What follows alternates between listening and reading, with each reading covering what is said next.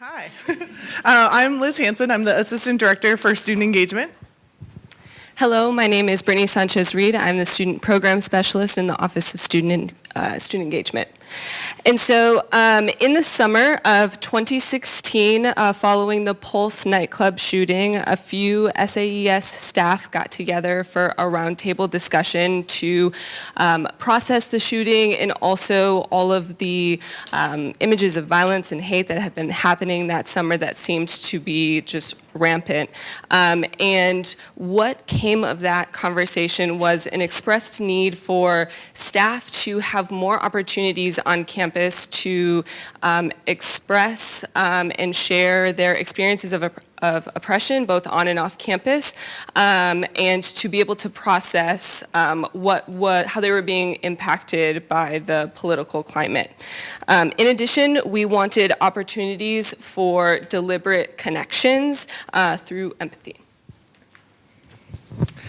So we could have chosen a number of areas to build this dialogue around, so why did we choose empathy as our focal point? So it certainly relates to this piece of our strategic plan about improving satisfaction with the quality of relationships on campus, but we didn't start there. We really didn't know where we were going to begin when we started having our conversations until Amanda Figueroa, part of the original group, shared a video with us from Brene Brown, who gave a talk on empathy, and that's where everything on this slide was pulled from, and this is also a slide directly from our Roots of Change presentations.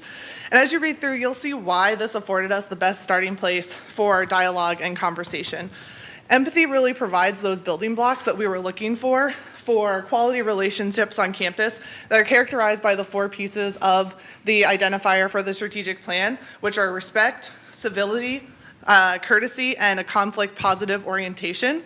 So with this foundation, we began brainstorming what came to be called our learning labs to educate and provide opportunities to practice empathy. We offered 4 variations of the Roots of Change program workshops, each building on the other with a variety of activities, and this was one of our focal points for all of them.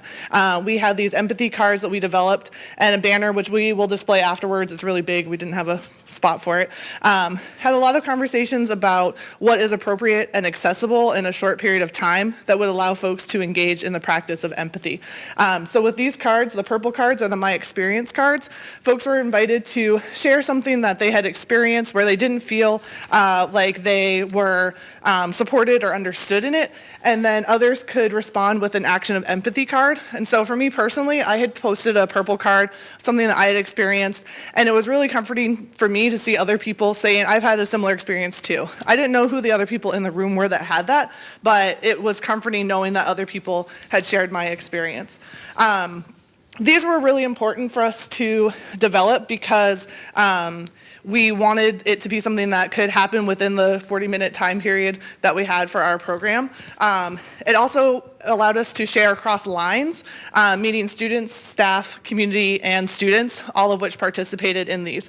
It's really easy to get caught up in the hierarchy of a university setting, and this sort of allowed us to even out those lines and provide a lot more opportunity for connection.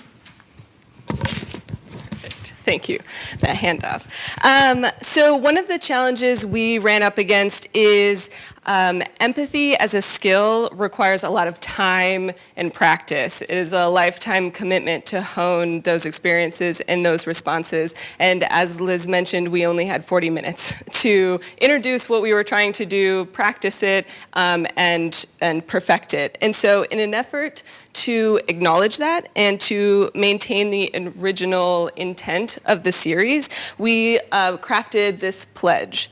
And then at the end of every workshop, we encourage participants to sign as a commitment to continue to foster a culture of empathy and compassion. And the pledge reads, I do not stand idly by in the face of suffering, no matter the cause. I acknowledge and feel the real emotion of others without judgment. I resist oppression and hate by acting with empathy, compassion, and understanding towards all people. So Roots of Change has grown and evolved since its first workshop. It's led to further conversations to enhance the campus culture of empathy via new initiatives and new people engaging in the conversation. Liz and I are only two individuals of the many people that were a part of this programming, both students, faculty, staff, and community members. And so we just want to acknowledge their work and thank them for that. Many of them are in this room today. So thank you for your time this afternoon, and we'll be around for questions after the event. Thank you.